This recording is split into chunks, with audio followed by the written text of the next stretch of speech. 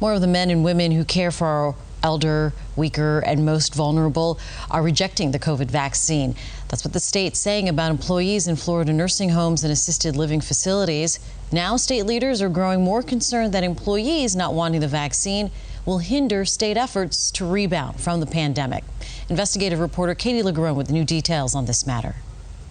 This was an important mission. Earlier this week, Florida Governor Ron DeSantis touted a major milestone in the state's battle against the coronavirus. By the end of this month, a COVID-19 vaccine will have been offered to every resident and staff member at all of Florida's nearly 4,000 long-term care facilities, which is really, really good.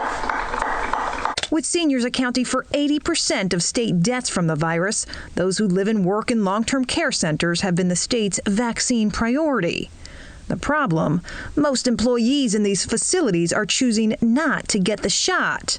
Lawmakers are taking notice. I'm hearing from hospitals, and I'm hearing for long care facilities that a lot of their staff members don't want the vaccine. And asking questions. What are you seeing as far as rejection rates? We don't have enough data yet to fully encompass how big the problem is, but there's no doubt there are rejection rates. That's the state's emergency management boss during a recent pandemic meeting in Tallahassee. In long-term care facilities, nursing homes, we see 70+% of the residents wanting it, but maybe only 30% of the staff. It's unclear exactly how many of the state's more than 200,000 long-term staff members have rejected the shot.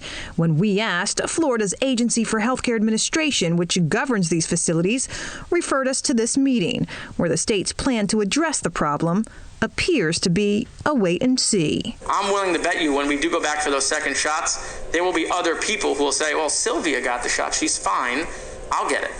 Right? We're going to see that number go up. We're going to see staff see that the 30% of the staff that got it, they're fine. They'll get the shot. Sometimes it's religious.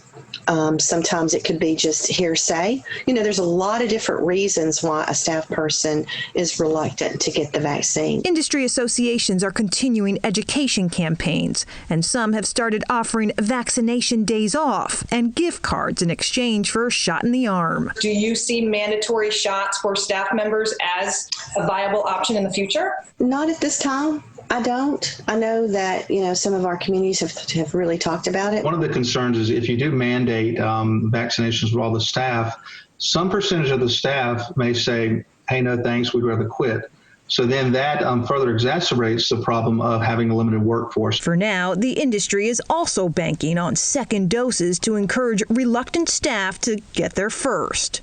What happens if they don't? This is obviously a longer-term issue. I really feel hopeful about it. Florida no better, and in many cases worse than other states who are also dealing with reluctant staff choosing not to get the COVID-19 vaccine. Katie LeGrone, Fox 4 in your corner.